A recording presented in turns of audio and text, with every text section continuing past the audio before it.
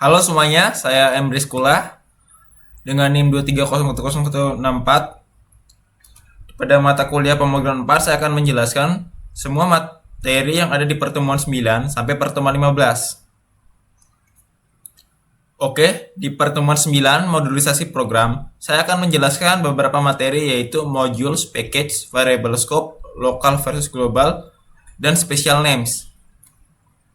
Oke, di sini ada modules. Modules adalah file Python yang bersih code Python. Yang di sini ya bisa ada isinya ada function, kelas, sama variabel. Module memungkinkan Anda untuk mengorganisasi code menjadi unit-unit yang dapat digunakan kembali, membuat program lebih rapi dan mudah dikelola. Anda dapat mengimpor modul selain ke dalam program Anda untuk menggunakan fungsionalitasnya. Di sini ada contohnya. Oke, langsung saja kita coba. Oke, kita akan buat dulu filenya. Kita coba my modules.py. Kita juga buat file mainnya. Oke, modules ini kita bisa mengisi dengan function, bisa mengisi juga dengan variabel, bisa diisi juga dengan kelas. Kita bebas gitu. Jadi kita coba def with name. Oke, dia akan ngeriturnkan hello name. Kita juga bisa ngisi variabel. Contohnya py, kita ingin isi py. Kita juga bisa mengisi dengan variabel apapun, misalnya name atau ya, age, umur 20. Oke, gimana cara menggunakan code ini? Kita tinggal mengimpornya. Import nama modulesnya apa? My modules. Oke, cara menggunakannya gini. Nama modulesnya, terus nama apa yang kita ingin panggil. Contohnya gini. Kita ingin print my modules sama modules. Kita ingin panggil functionnya, contohnya greet. Oke, misalnya Elis, jangan-jangan Irfan. Oke, kita lihat hello Irfan. Kita juga bisa panggil variabel ini. Kita coba ya, print value of pi. Sorry, typo. Oke, kita coba. Oke, dia akan ngeprint pi tadi, isi dari pi sini. Oke, materi selanjutnya yaitu package. Package adalah kumpulan modul yang diatur dalam direktori hierarki. Sebuah package harus berisi file khususnya bernama __init__.py. Ini artinya ini bisa kosong ya. Untuk memberitahu Python bahwa direktori tersebut adalah sebuah package. Jadi kita harus menginitkan dulu package itu. Package dapat membantu mengorganisasi modul dalam skala yang lebih besar. Oke, gini cara contoh direktorinya. Kita coba saja. Langsung saja kita bikin programnya. Cara bikinnya gini. Misalnya kita namain package-nya apa? Contohnya my package. Terus kita nginit dulu, ini perlu untuk memberitahukan Python-nya bahwa ini adalah package. Kita init .py. Ini bisa berupa kosong ya, nggak apa-apa kalau berupa kosong. Terus kita bikin modulesnya, contohnya modules a .py. Oke, kita coba isi dengan function modules a function. This is a function from module A. Kita coba buat main filenya. Caranya kita from, terus nama package-nya apa? My package. Terus modulus apa yang kita ingin import. Contohnya import modulus A. Kita coba ngeprint function dari modulus A tadi. Oke, kita coba ngeprint. Kita lihat this is a function from module A. Kita juga bisa menambahkan modulus dalam package ini. Contohnya modulus B .py. Kita contohnya def modulus B function. Cara nambahinnya gini. Koma modules B. Kita panggil print module B, nama modulesnya nama functionnya. Oke, contoh. Nah, akan kepanggil. Oke, materi selanjutnya adalah variable scope. Variable scope. Scope menentukan di mana suatu variabel dapat diakses dalam program Anda. Variabel lokal didefinisikan di dalam sebuah function dan hanya dapat diakses di dalam fungsi tersebut. Artinya ini variabel lokal. Artinya scope tuh kayak gimana ya, kayak rumah gitu. Di rumah enggak. Oke, materi selanjutnya adalah variable scope. Scope menentukan di mana suatu variabel dapat diakses dalam program Anda. Variabel lokal didefinisikan di dalam sebuah function dan hanya dapat diakses di dalam fungsi tersebut. Ini contoh lokal variabel. Variabel global didefinisikan di luar function, di level modules, dan dapat diakses dari mana saja dalam modul tersebut. Kata kunci global digunakan untuk memodifikasi variabel global dari dalam fungsi. Oke, saya akan memberikan contoh. Oke, langsung saja contoh code-nya. Saya akan jelaskan dulu apa itu global scope. Global, kita punya global scope. Kita punya X dengan nilai 10. Kita punya def. Tampilkan. Terus dia akan ngeprint nilai X.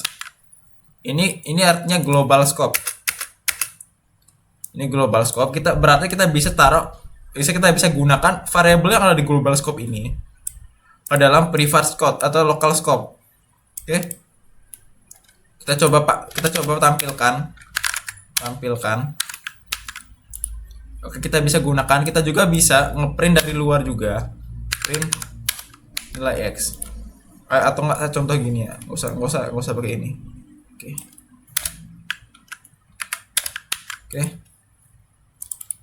Oke, di sini kita ngeprint. Kalau local scope itu gimana? Ini local scope. Kita coba, kita punya def tampilkan.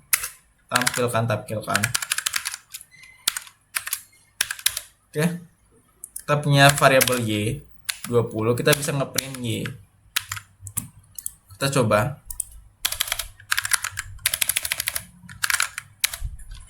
Oke.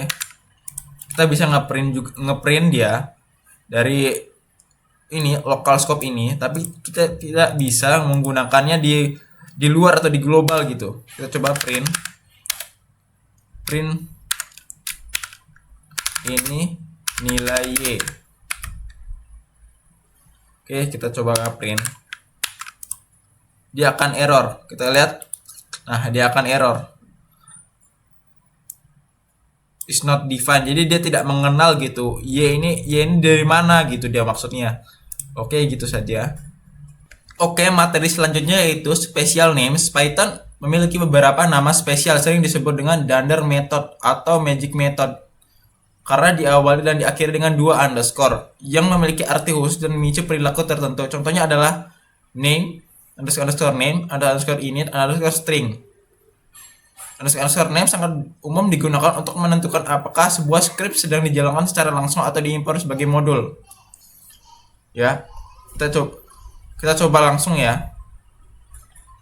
Langsung saja contoh code-nya. Mungkin saya nggak pakai semua ya special name-nya. Contohnya kita punya class terus class terus ada class namanya card. Kita bisa menginitnya. Oke, di sini ada di sini. Init artinya menginisiasi atau membuat konstruktor atau isi dari kelas ini. Nanti saya akan jelaskan apa itu kelas ya. Oke, di sini ada kita pakai string. str ini biasanya kita untuk mengembalikan string kalau di dalam kelas. Kita coba panggil. Kita coba buat objek dulu mcar Toyota Corolla. Kita coba ngeprint si M ini. Print. Apa yang print. Nah, print. Oke. Maka dia akan ngeprint 2020 Toyota Corolla. Corolla, apalah gitu ya. Oke, lanjut di pertemuan 10 ini yang berjudul Object Oriented Programming dasar. Di sini saya akan menjelaskan beberapa materi yaitu class, object, instance method, constructor, property visibility, dan instance and class attribute. Oke. Oke, di sini class dan object. Object Oriented Programming atau OOP adalah paradigma pemrograman yang berpusat pada objek. Class adalah cetak biru atau blueprint atau template untuk membuat objek. Class mendefinisikan atribut data atau variabel dan metode fungsi yang akan dimiliki oleh objek. Objek adalah instan dari sebuah kelas. Tiap objek memiliki atribut dan metode yang didefinisikan oleh kelasnya. Jadi ini ada contoh dari gimana kita membuat kelas tadi. Oke, langsung saja kita coba contoh. Di sini kita buat kelas hewan. Terus kita inisiasi def init apa ya, terus kita taruh parameternya name spesies kita bukan apa ya, name spesies. Oke. Setelah itu kita coba buat function apa ya? Bersuara.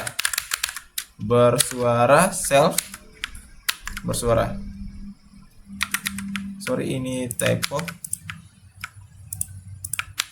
Copy. Nah. Cara gunakannya gimana? Kita buat dulu objek atau buat ditampung ke bawah sebuah variabel. Contohnya kucing. Terus kita panggil apa nama kelasnya? Contohnya hewan. Terus namanya apa ya? Namanya Marsha. Nama spesiesnya kucing. Oke. Oh sorry.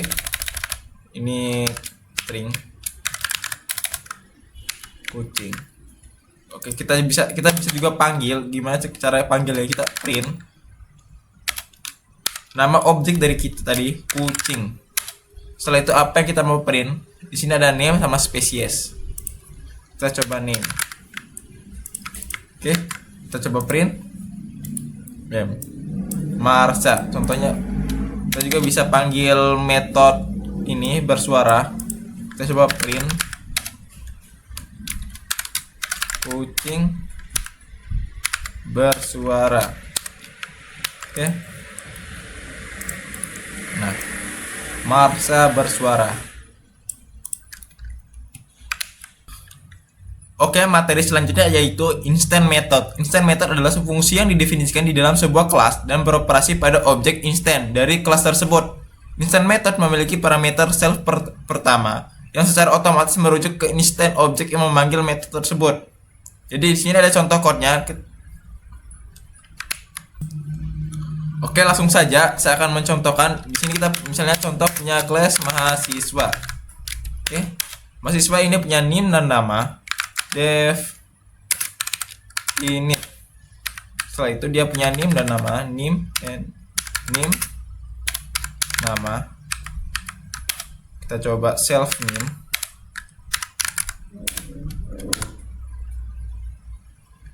Dengan name self nama dengan nama. Oke, kita coba gini cara. Ini namanya instant method. Contohnya kita buat function namanya get apa ya, def get info. Oke, kita taruh self. Artinya semua variabel atau data dari variabel ini kita bisa panggil dengan metode self. Di sini saya ingin membalikan name nama dari sebuah mahasiswa ini. Kita contohnya gini. Kita coba buat objek. Nah, misalnya siapa ya? Mahasiswa 1. Dia punya nama mahasiswa 1. Mahasiswa 1 dengan name 1345 dengan namanya Rizkula.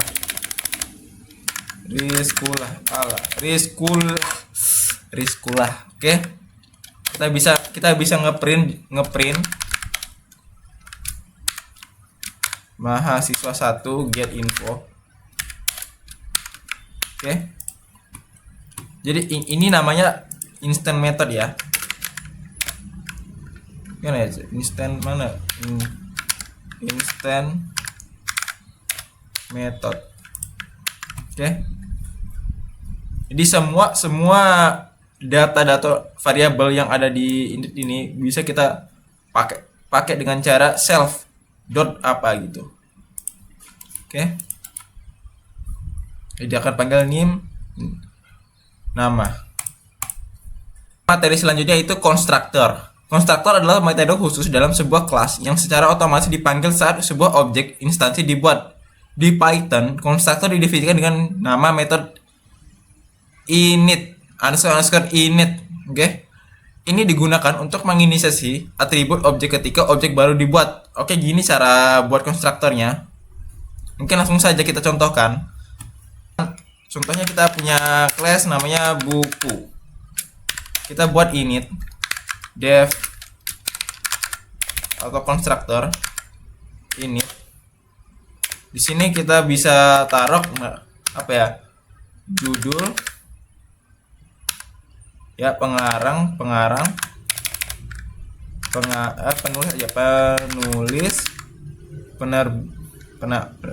tahun terbit aja, tahun alamak kenapa keyboardku tahun terbit. Oke, contohnya kita buat buku 1. Oke, buku kita panggil contohnya buku belajar Python. Pengarangnya Rizkula. Tahun terbitnya 2025. Oke. Kita bisa panggil print f judul buku. Oke, kita panggil.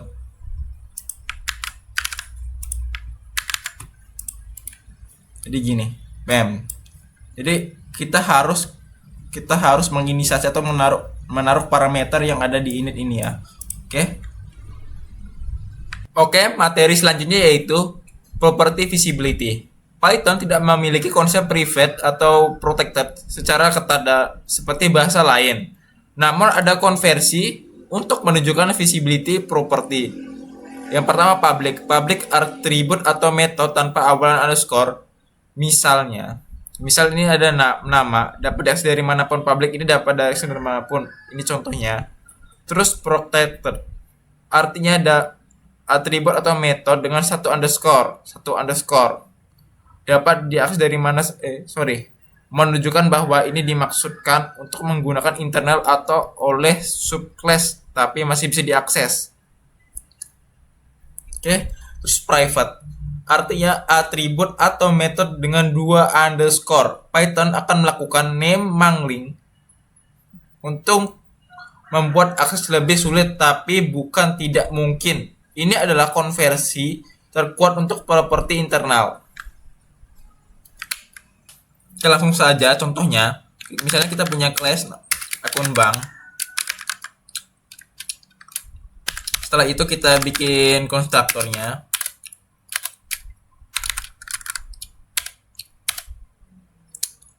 Di konstruktor ini kita punya self nama.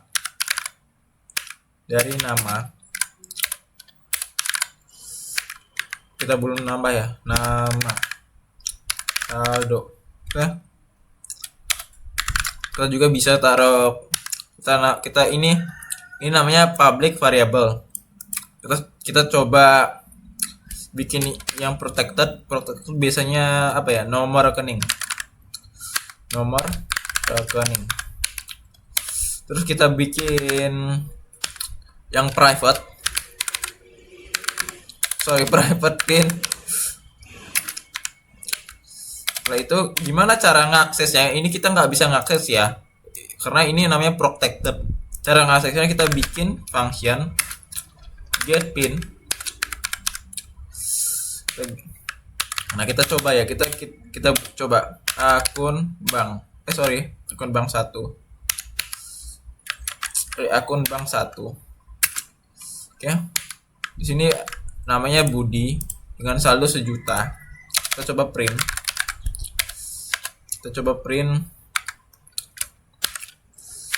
Akun bank 1. Kita print namanya. Ini nggak bisa, kalau di backslash-nya nggak boleh, kita samain begini, akun bank. Oke, kita di sini bisa ngeprint. Kita coba ngeprint nomor rekening. Kita coba nomor rekening. Nah, ini bisa. Kita coba print yang private.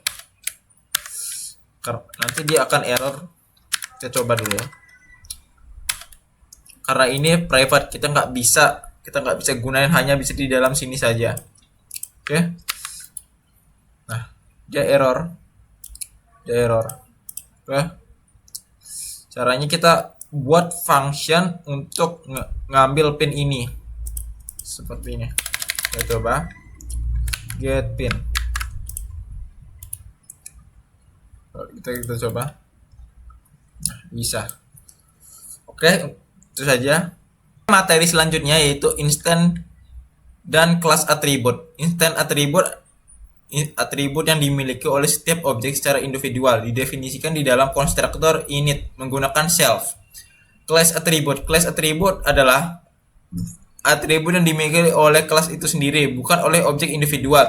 Semua objek dari kelas tersebut berbagi nilai atribut kelas yang sama, didefinisikan langsung di dalam kelas di luar metode apapun. Jadi ini instant attribute, ini class attribute, karyawan, jumlah karyawan. Oke, kita akan coba langsung ke contoh code-nya. Oke, di sini kita contohkan, misalnya kita punya class namanya karyawan, di mana karyawan ini kita punya atribut class, terus kita inisiasi init, terus kita punya self, kita namain dulu nama gajinya dulu, nama gaji, self gaji. Oke.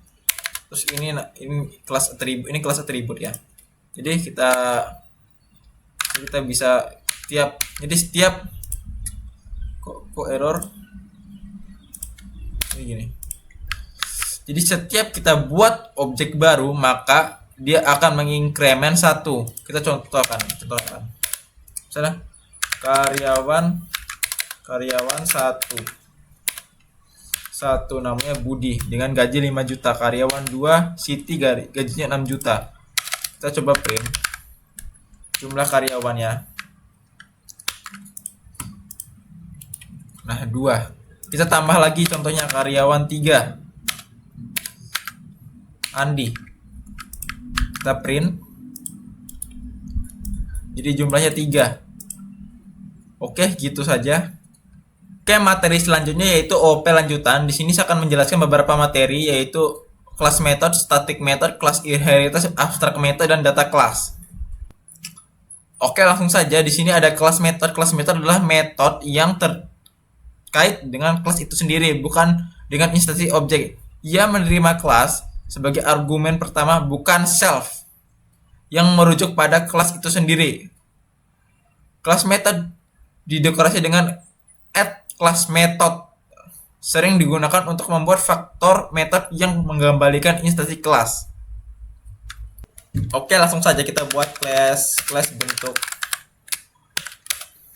dev. Kita jangan dulu dev, kita buat dulu atribut kelasnya. Tipe geometri. Nah, tipe geometri. Terus kita bikin kelas metodenya. Kelas metode dev info type, info tipe, dia akan mengembalikan string. Ini namanya kelas method. Terus kita buat lagi kelas method yang kedua. Kelas method yang kedua kita kasih nama buat persegi. Buat persegi. Terus isinya ada class sisi, return class sisi kali sisi, enggak, sorry, sisi. Oke. Terus kita bikin konstruktor init, kita taruh parameternya panjang lebar. Terus self panjang self lebar. Oke. Kita buat objeknya persegi, bentuk persegi. Kita bikin, kita coba ngeprint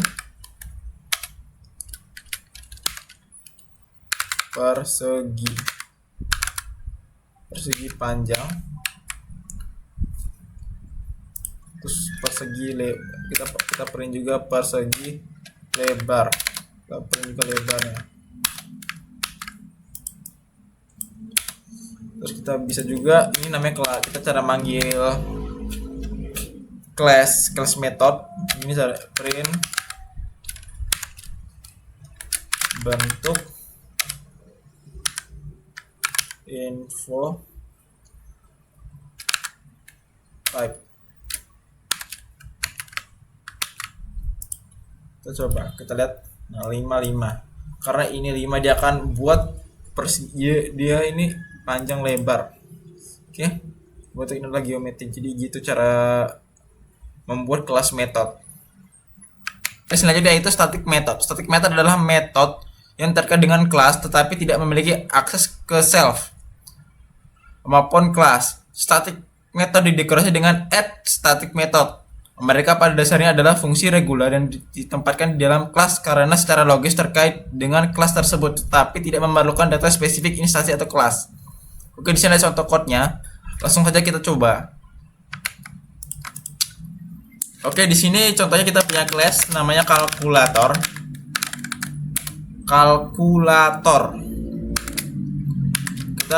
Kita contohnya add static method. Contohnya def tambah. Nge-return ini. Terus kita coba pengurangan ya. Static method pengurangan. Def kurang. Kita coba panggil menggunakan print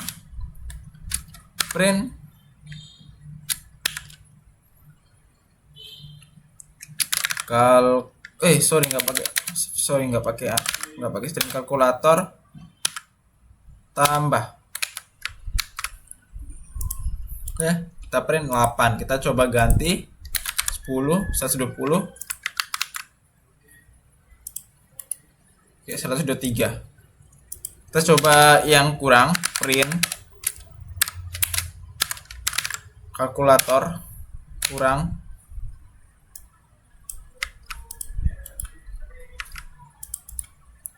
Oke, bisa. Jadi gitu. Static method nih dia nggak perlu pakai self dia. Bukan nggak pakai self. Oke, mungkin itu saja.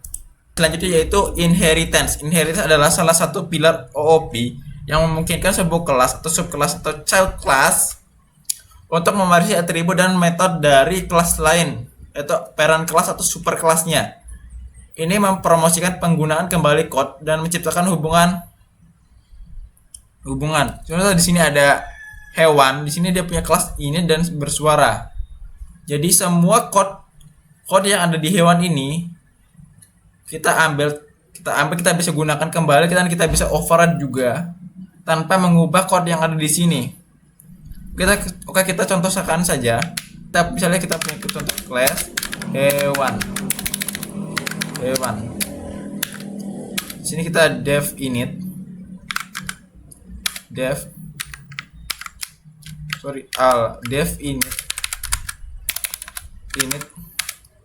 def init terus kita self nama. self nama, nama, nama. Terus kita dia bisa bersuara, def bersuara. Terus dia paste. Oke, nanti kita akan override. Terus kita gimana cara ngewarisinnya? Kita misalnya kita punya contoh class kucing. Terus hewan. Artinya semua code yang ada di hewan ini kita warisi ke kucing. Oke, contohnya kita def bersuara meong. Kita jangan meong. Return apa ya? Return self nama bersuara meong. Oke. Terus contohnya kita lagi buat kelas anjing bersuara gonggong. Oke, kita coba panggil, taruh di objek k kucing. Terus dia punya nama, contohnya Karina. Oke. Setelah itu kita buat juga yang satunya lagi, anjingnya, anjing Bobby. Kita coba print.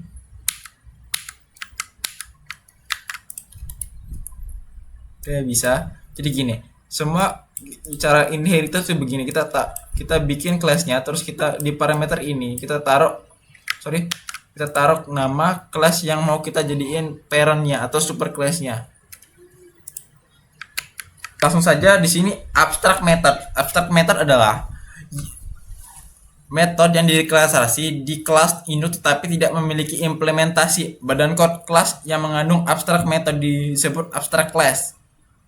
Anda tidak dapat membuat instansi dari abstract class secara langsung. Subclass dari abstract class harus menyediakan implementasi untuk semua abstract method yang dibarisi.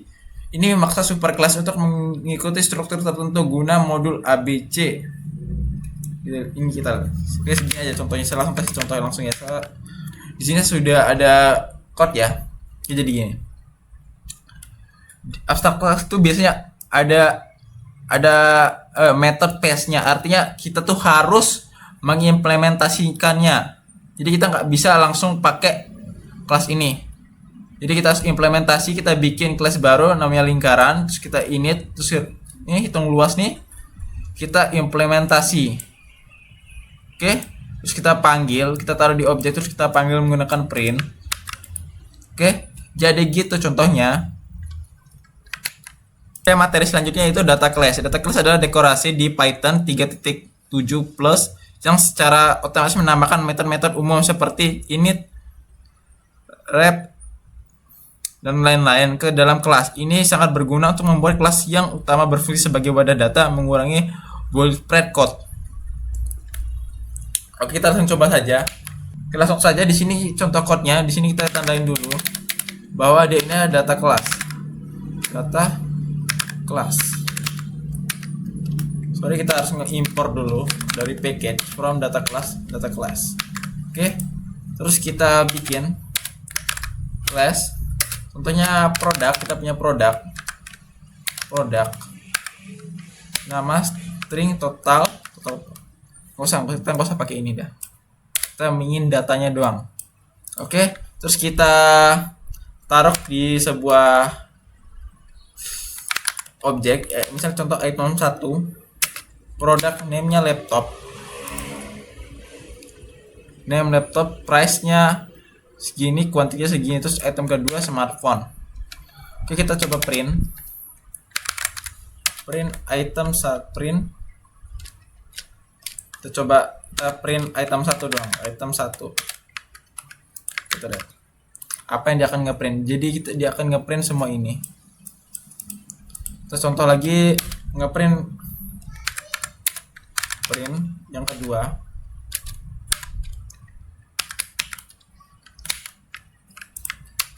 Oke. Oke, kita bentar, saya komen dulu. Oke, jadi gini. Jadi kita nggak perlu inisiasi di dalam kelas ini karena sudah ada dekorasi data class.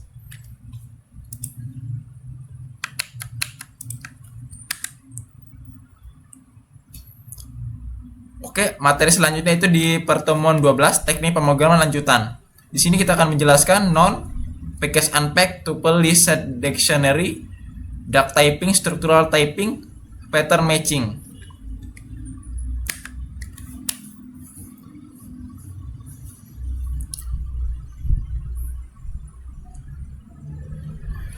Oke, di sini materi selanjutnya itu non. Non adalah tipe data khusus di Python yang mempersatikan ketidakadaan nilai nol.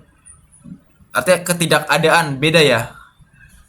Beda nol dengan nol tuh beda. Ini kayak non ini kayak kosong gitu artinya.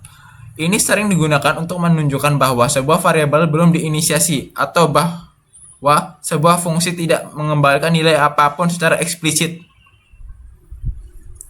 Non adalah singleton, hanya ada satu objek non di memori.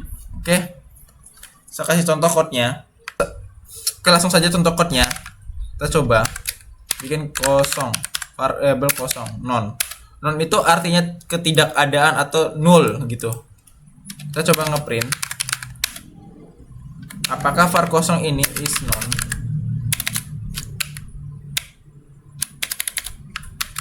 Oke, maka dia true.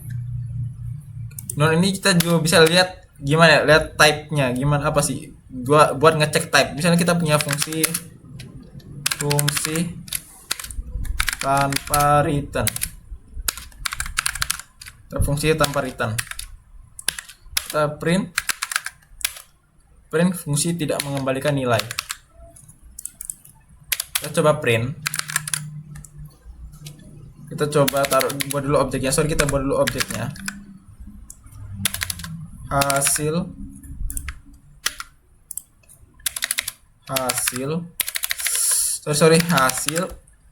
fungsi tanpa return. Jadi kita coba print hasil.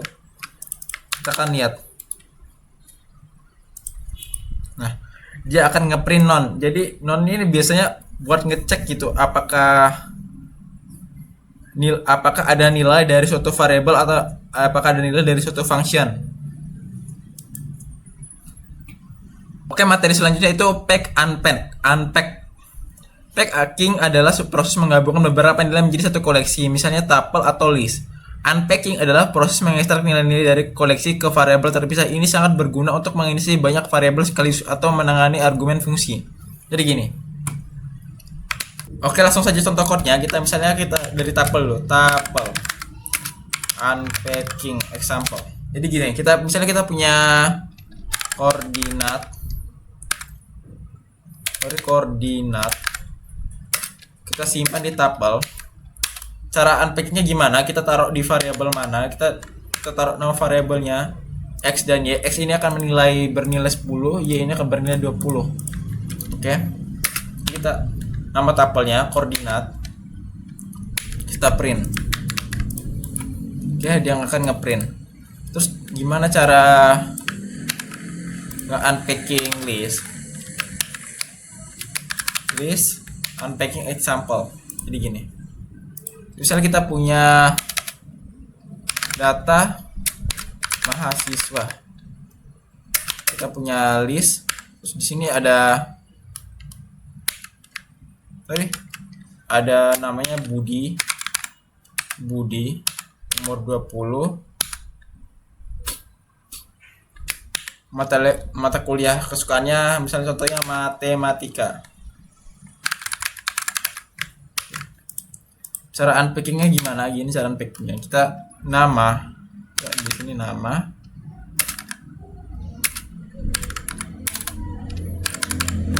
Jurusan aja jurusan. Jadi nama akan simpan di sini. Umur dia akan simpan 20. Jurusan akan simpan di matematika. Kita coba print.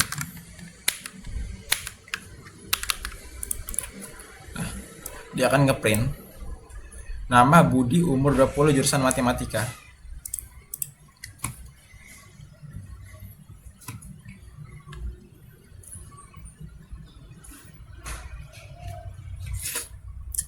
Oke, contoh selanjutnya kita akan unpacking apa ya? Dictionary unpacking. Misalnya kita punya data mahasiswa.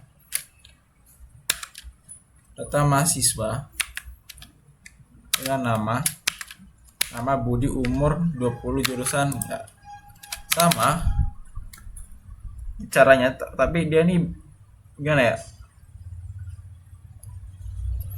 Sama caranya. Terus kita coba print. Nah, ya jadi gitu cara unpacking tuple, list, dan dictionary. Materi selanjutnya duck typing versus structural typing.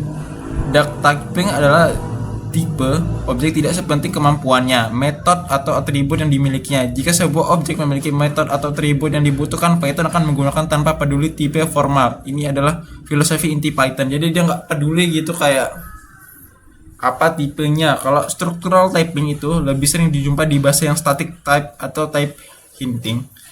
Tipe yang ditentukan oleh struktur anggotanya. Jika dua objek memiliki struktur yang sama, mereka dianggap kompatibel secara tipe. Python secara alami menganut duck typing. Meskipun type hinting dapat diberikan semacam structural typing untuk static analysis.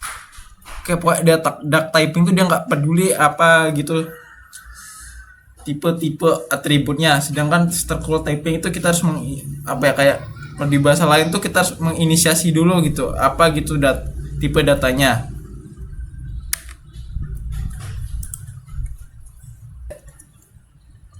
Materi selanjutnya itu pattern match. Pattern match atau diperkenalkan di Python 3.10 dengan match statement adalah cara kuat untuk mengontrol aliran program berdasarkan bentuk struktural data. Ini mirip dengan switch statement di bahasa lain atau switch case ya kalau di bahasa lainnya. Tetapi jauh lebih fleksibel karena dapat mencocokkan struktur data seperti list, dictionary, atau objek. Kita coba aja ya. Saja tadi saya sudah ngetik tapi lupa record. Oke. Di sini ada def proses comment. Oke, misalnya contohnya kita gini ya, kita print langsung ya. Keluar dari jika case-nya quit, maka dia akan quit. Nah, kalau dia print keluar dari aplikasi. Jika case-nya gini ya. Contohnya kita case-nya save. Dia akan ngecek dulu apakah case yang pertama adalah save? Tidak, dia ke bawah. Apakah di sini adalah save? Tidak. Ya ke bawah lagi, baru di sini dia berhenti. Jika save, dia minta parameter file name report txt, dia minta datanya ini laporan. Jika dia nggak ada di salah satu ini, maka dia akan ngeprint defaultnya itu perintah tidak dikenal seperti ini.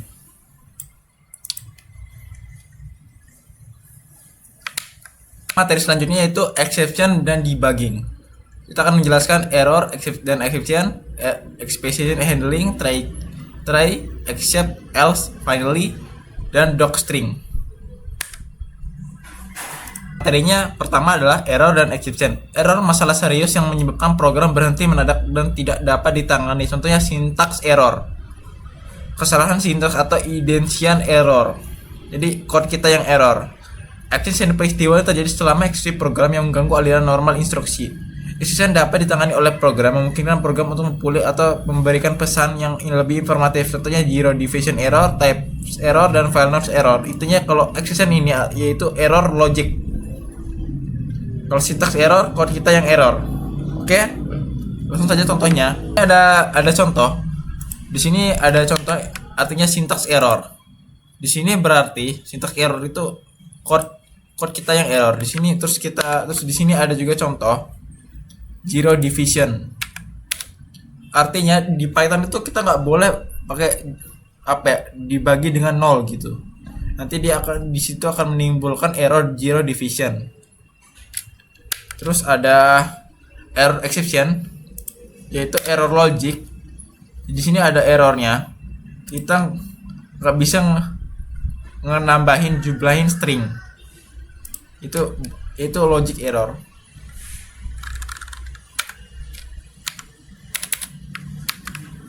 Oke, materi selanjutnya yaitu exception handling. Try, except, else, finally. Exception handling adalah mekanisme untuk mengelola dan merespon exception mencegah program crash. Try block yang memungkinkan memicu exception. Exception block code yang dieksekusi jika exception tertentu terjadi di dalam blok try. Anda bisa menentukan tipe exception yang ingin ditangkap. Biasanya ini digunakan untuk apa ya? Biasanya digunakan untuk bisa kalian untuk program yang mungkin ada akan terjadi error, makanya kalian pakai gitu. Try except. Else ini optional. Blok code yang dieksekusi jika tidak ada exception yang terjadi di dalam blok try. So ada finally. Finally ini optional juga. Blok code yang selalu dieksekusi tidak peduli apakah exception apakah terjadi error atau tidak itu. Oke, di sini langsung saja contoh code-nya. Di sini ada try, except, else, finally. Oh ya gini. Pertama dia akan try apakah kalau terjadi error, misalnya error, value-nya error. Input yang Anda maksud bukan angka yang valid. Jadi kita nginput print aja.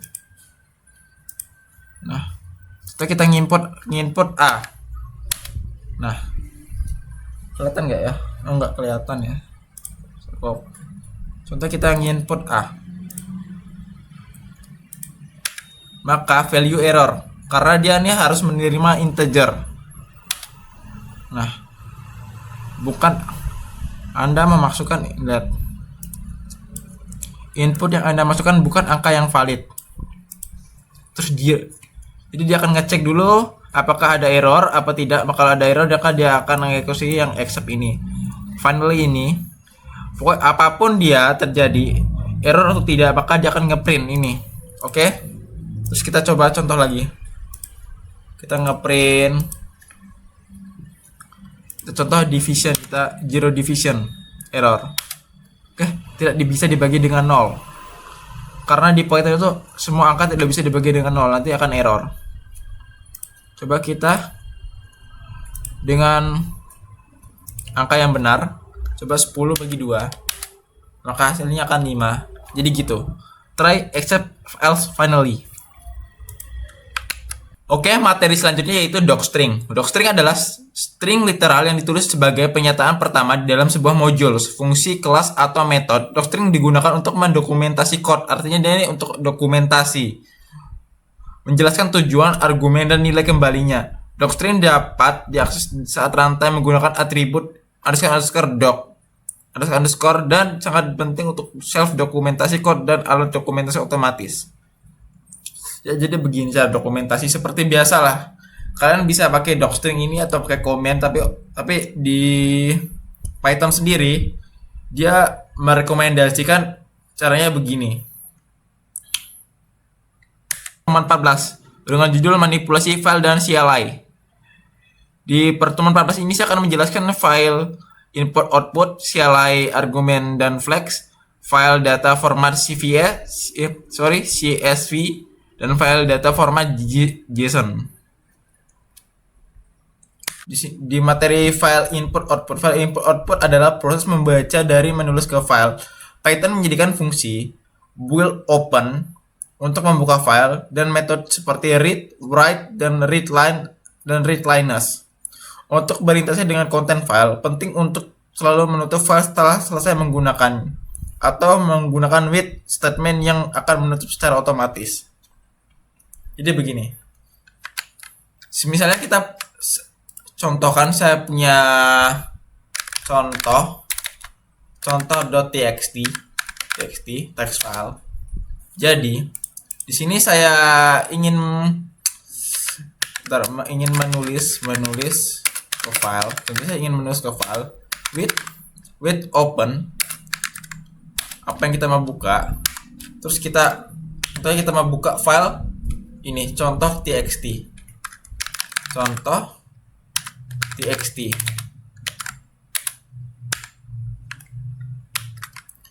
Terus kita taruh apa metode. Contohnya kita mau write. Jadi kita pakai w. Oke. As file kita pakai f aja. Terus f write kita ingin nulis. ini adalah, kita contohnya barisan pertama, kita next line, oke. Terus kita tulis lagi E F right, barisan kedua, oke. Kita coba, kalau berhasil dia print file contoh akan telah ditulis dan dibuat, oke. Kita coba. Nah, file telah dibuat dan ditulis. Kita lihat. Nah, dia akan ketulis sendiri di sini. Terus contoh yang kedua, kita coba lagi ya. Cara membacanya. Cara membaca file. Membaca dari file. Oke, kita pakai harus pakai with open. Apa kita mau open, terus nama teksnya, nama filenya, contoh .txt. Kita terus pakai metodenya apa? Kita pakai metode read. Terus s file. Terus contohnya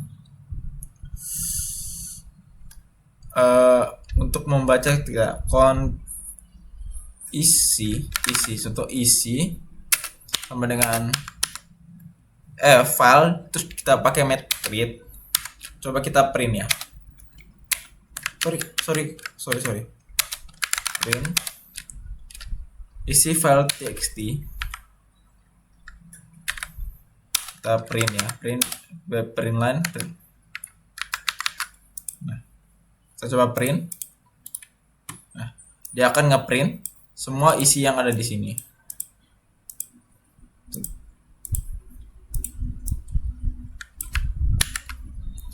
Terus metode untuk menambahkan ke file. Coba menambahkan ke file. Setelah itu kita with open. Apa yang kita mau open? A artinya untuk open gitu. F write baris ketiga, terus kita coba ngeprint. Print.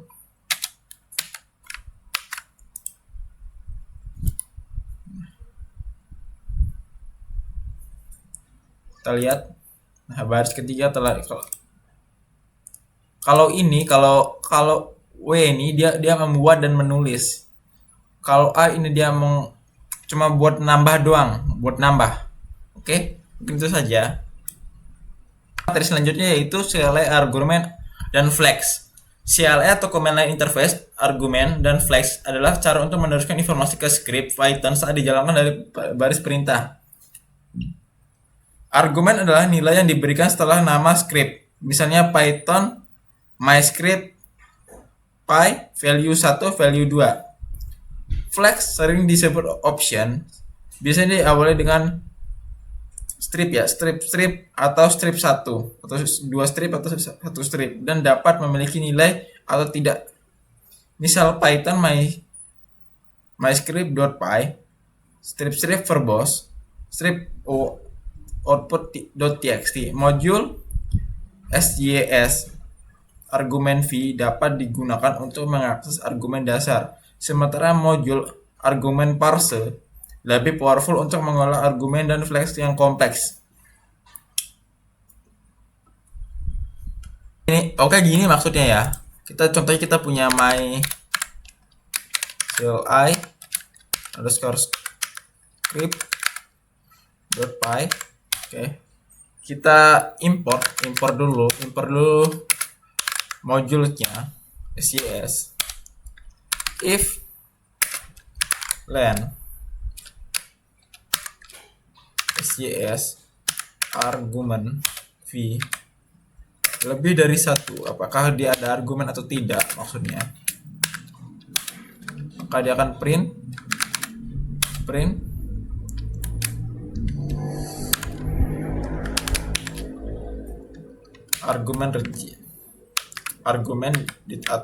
arguments diterima.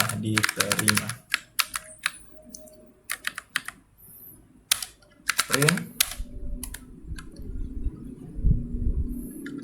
Kita coba juga argumennya. F argumen pertamanya juga. Oke. Kita juga terus else nya ini else. Oke. Contohnya gini. Kalau kita jalankan file MyCLI ini. Kita jalankan file MyCLI ini Python. Nah, aku besarin dulu bentar. Nah, tidak ada argumen yang diterima. Cara nambah argumennya begini. Kita clear dulu. Python MyCLI. Terus kita tambah argumen misal hello dunia. Oke. Argumen diterima hello, argumen pertama hello. Jadi gitulah, argumen yang diterima hello dunia, argumen pertama hello. Jadi gitu. Dia untuk melihat argumen yang kita terima dari file ini. Oke, materi selanjutnya itu file data format CSV. CSV adalah comma spread value adalah format file teks sederhana untuk penyimpan data tabul atau table, di mana setiap baris mewakili record data dan setiap record dipisahkan oleh koma atau delimiter lain untuk menunjukkan bidang data yang berbeda. Python memiliki modul CSV bawaan untuk membaca dan menulis file CSV dengan mudah. Ini contoh code-nya. Oke, langsung saja kita coba. Kita coba buat folder CSV-nya dulu. CSV ya. Kita coba CSV. Nah, kita buat main.py. Oke. Kita import modul CSV-nya dulu. Import CSV. Setelah itu kita ingin menulis ke file CSV. Oke, jadi gini data. Terus kita buat list dulu. List di dalam list, oke? List yang pertama ini kita buat untuk kolom dari CSV kita. Contohnya nama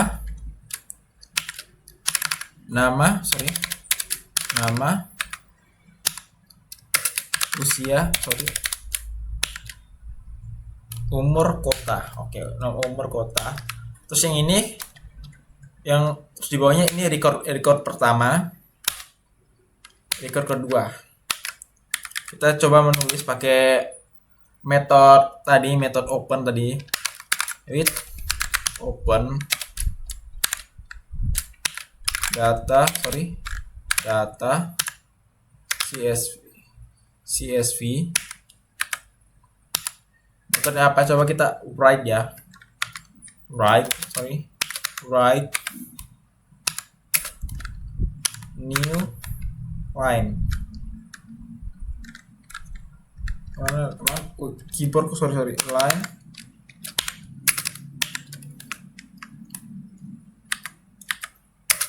as file. Write. Oi, apalah. Oi, sorry. Keyboardku agak error, bro. CSV write.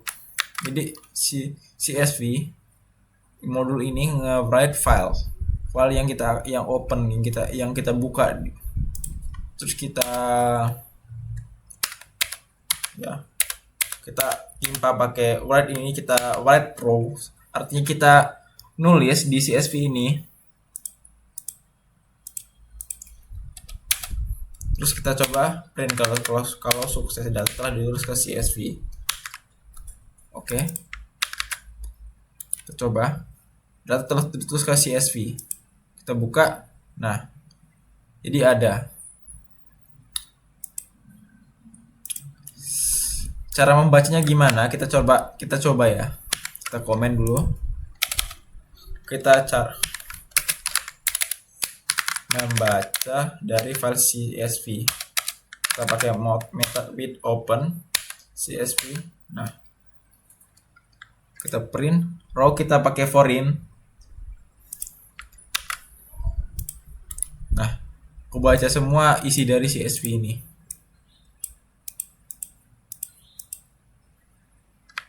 Materi selanjutnya yaitu JSON atau JSON Script Object Notation adalah format pertukaran data teks independen yang ringan, mudah dibaca manusia dan mesin.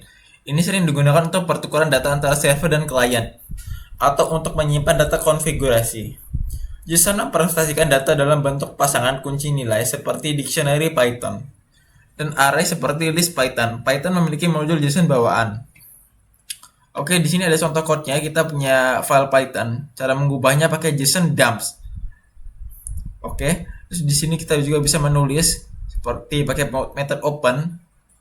Terus di sini juga kita bisa membaca dengan method load. Oke, kita akan coba langsung. Langsung saja pada contoh code kita. Di sini kita punya data.json.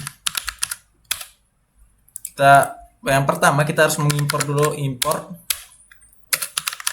modul JSON. Terus itu contohnya kita punya dictionary ya, data Python. Kita bikin dulu dictionary-nya. Data Python.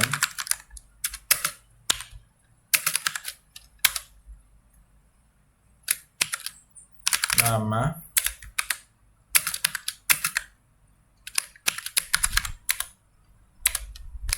Riskula.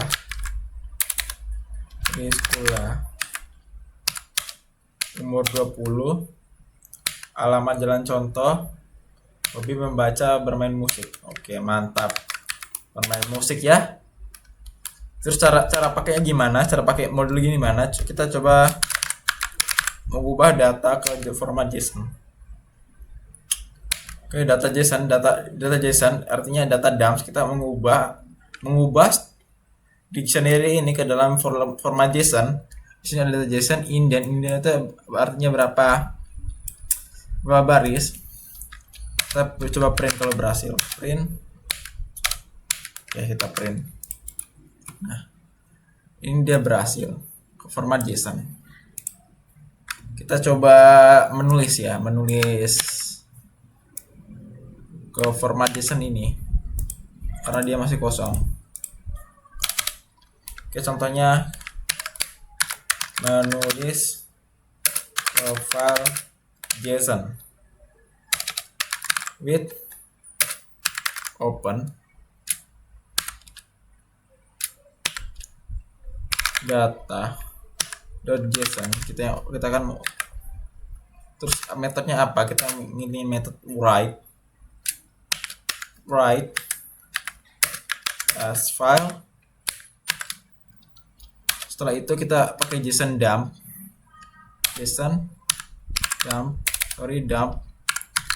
Oh gitu, nggak sengaja aku. Nah, JSON dump.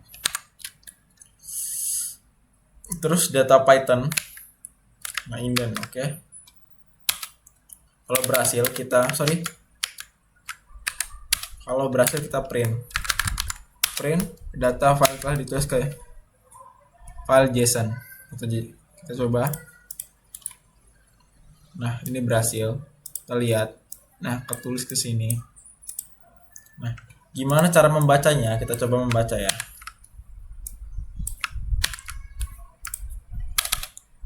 Kita coba membaca. Nah, with open. Nah, udah langsung, bro. Kita coba.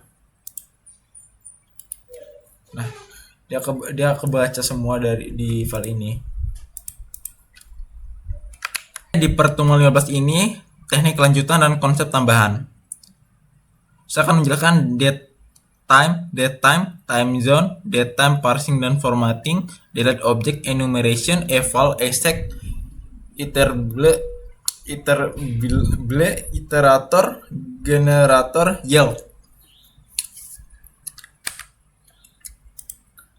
Datetime time zone. Modul datetime di Python menyediakan kelas untuk manipulasi tanggal dan waktu. Date memperhatikan tanggal, tahun, bulan lahir. Time memperhatikan waktu, jam, menit, detik, mikrodetik.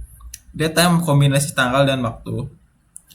Time delta representasi perbedaan antara dua objek date time atau datetime. Time zone mengenai informasi zona waktu. Oke, di sini ada contoh code-nya. Oke, semuanya langsung kita ke contoh code-nya. Jadi di sini kita ada package, kita import dulu package datetime, terus kita import modulnya, contohnya date, terus time,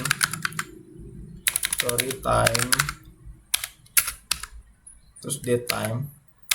Kita coba pakai. Contohnya kita ingin ngecek tanggal hari ini. Kita today, date metodenya today, kita ngeprint. Nah, today tanggal hari ini. Terus kita coba kita ngeprint waktu sekarang, itu datetime now. Waktu saat ini. Datetime now kita coba print. Nah, terus saya komen dulu, oke. Nah, waktu saat ini sekian. Oke, mungkin itu saja. Oke, datetime, parsing dan formatting. Parsing mengubah string menjadi objek datetime menggunakan datetime string time. Formatting mengubah objek datetime menjadi string dengan format tertentu menggunakan metode string time. Keduanya menggunakan code format seperti years, tahun 4 digit, month, day, hours, minutes, seconds. Oke, nanti kita coba langsung. Oke, di sini saya ada code yang saya sudah siapkan. Cara format datetime ke objek string adalah gini caranya. Formatting date. Jadi ada metode namanya string time. Jadi day, month, years. Kita coba ngeprint. Print formatting date. Nah, jadi tanggal, bulan, tahun. Coba kita ubah dari string ini ke objek datetime. Caranya adalah kita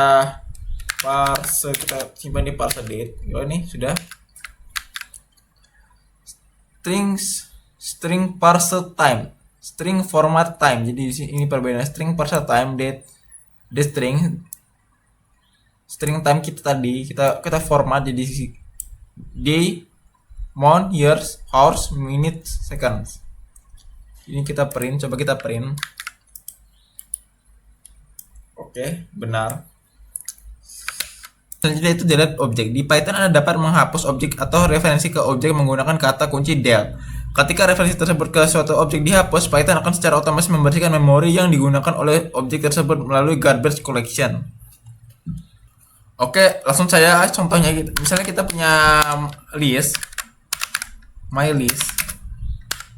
Nah, di sini ada 1, 2, ada 3, 4 dan 5. Terus kita ingin menghapusnya, kita tinggal menggunakan del my list. Contohnya kita ingin hapus list dengan indeks ke 1, yaitu 2 ini. Kita coba print my list. Oke, jadi 2 ini hilang karena kita sudah menghapus indeks pertama, yaitu 2. Kita coba del my list. Terus kita print. Nanti Python tidak akan mengenal. Nah, nanti error karena dia sudah menghapus di garbage collection si my list ini. Oke, materi selanjutnya itu enumeration. Enum adalah set dari nama-nama simbol atau anggota yang terikat dengan nilai-nilai unik konstan. Nah, enum sangat berguna untuk membuat kode lebih mudah dibaca dan mengurangi kesalahan. Di Python Anda dapat menggunakan model enum untuk membuat enum. Oke, di sini langsung aja contoh code-nya. Oke, di sini saya sudah membuat enumnya. Di sini ada contoh, ada enum dari kelas. Dari kelas ada namanya kelas hari, terus kita pakai enum. Tinggal gini cara inisiasinya. Kita di kelas ini ada Senin sampai Minggu. Cara contohnya kita ingin manggil value dari Senin, kita tinggal print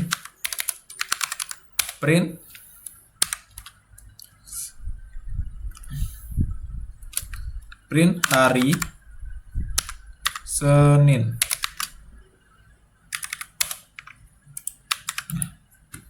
Dia akan print hari Senin. Kita coba value. Kita coba print value-nya, value dari Senin. Value dari Selasa aja, value. Nah, dia akan print 2. Dia akan print value dari Selasa. Terus kita ini contohnya kita ingin print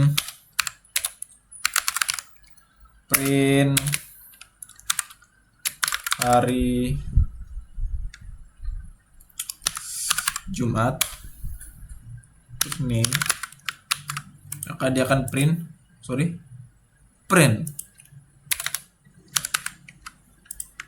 Jumat. Coba kita print. Nah, dia akan print hari Jumat. Dia akan ambil name, ini name namanya, di sini name, ini value. Gimana cara kita manggil semua? Kita bisa pakai for hari in kelas hari, terus kita print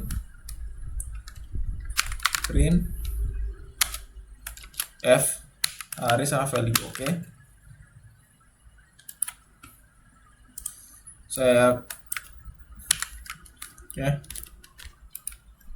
Oh sorry, apa yang error? Nah, bisa ke print semua. Oke, langsung saja materi selanjutnya itu eval sama exec. Eval mengevaluasi express Python yang diberikan sebagai string. Ia mengembalikan hasil evaluasi express tersebut. Sangat berbahaya jika digunakan dengan input yang tidak terpercaya. Exec mengevaluasi blok code Python yang diberikan sebagai string. Ia tidak mengembalikan nilai. Sangat berbahaya jika digunakan dengan input yang tidak terpercaya. Soalnya eval ini biasanya tuh kita pakai saat ingin biasanya kita buat aplikasi kalkulator kan. Biasanya kita pakai eval untuk mengkonversi string ini menjadi sebuah function atau sebuah ekspresi. Kalau exec ini kita buat program untuk membuat program, ya gitulah. Makanya kita pakai exec. Nanti saya akan jelaskan langsung contohnya. Oke, langsung saja contohnya. Di sini kita ingin gunakan eval. Nah, kita coba ekspresi. Kita coba. Nah, kita pakai hasil eval. Hasil eval ekspresi. Kita coba print.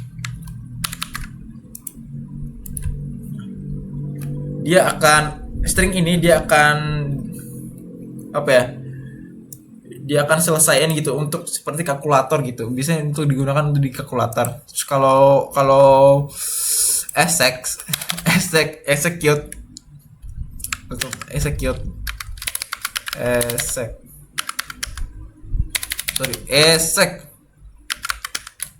execute kita misalnya punya execute code-nya bentar. Untuk code-nya apa ya? For in range 5 print hello world. Terus kita print coba code saya ini. Oh, error. What? Code. Hah?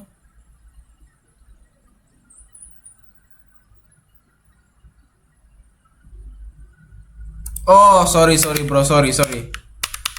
For nah ini baru bisa.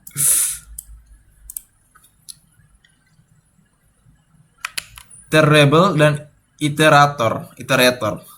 Iterable sebuah objek yang dapat diulang. Iterable over seperti list, tuple, string, dictionary, set. Objek iterable memiliki metode iter yang mengembalikan sebuah iterator. Iterator sebuah objek yang mewakili aliran data. Iterator memiliki metode next yang mengembalikan elemen berikutnya dalam aliran dan akan menimbulkan stop iterator ketika tidak ada lagi elemen. Fungsi iter mengembalikan iterator dari sebuah iterable dan next digunakan untuk mengambil elemen berikutnya dari iterator. Jadi di sini kita punya list ya, yang dalamnya ada 1 2 3. Kita taruh list ini di sebuah metode iter, kita panggil di print. Sini kita next. Pertama dia akan print 1, next lagi dia print 2, next lagi dia print 3.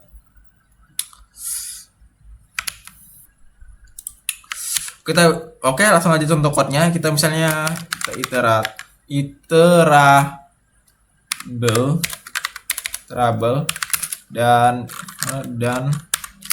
iterator. Kita misalnya kita punya my list isinya di 345. Kita simpan di sebuah variabel itu my iterator. Coba my iter aja. Oke. Kita coba ngeprint my iter. Kita print, dia akan print 1, kita print lagi, print 2. Jadi 1 2. Kita lihat 1 2. Kita copy lagi. Jadi dia print 1 2 3, kita print lagi. Nah, 1 3 4 kita print lagi. 1 3 4 5 kita print lagi.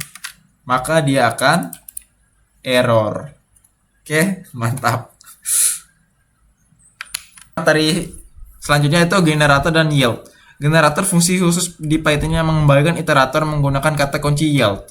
Alih-alih return, generator menghasilkan nilai satu per satu saat diminta, bukan menghasilkan semua nilai sekaligus. Ini membuat mereka sangat efisien untuk menangani urutan data yang besar. Yield kata kunci yang digunakan dalam fungsi generator. Ketika yield ditemukan nilai yang menyertai dikembalikan, dan status fungsi generator disimpan ketika next dipanggil lagi. Eksekusi fungsi dilakukan dari tempat terakhir yield. Oke, saya lupa di sini ada contoh code-nya ya. Saya langsung kita contoh code langsung ya. Oke, langsung aja contoh code-nya. Kita misalnya kita punya def hitung mundur.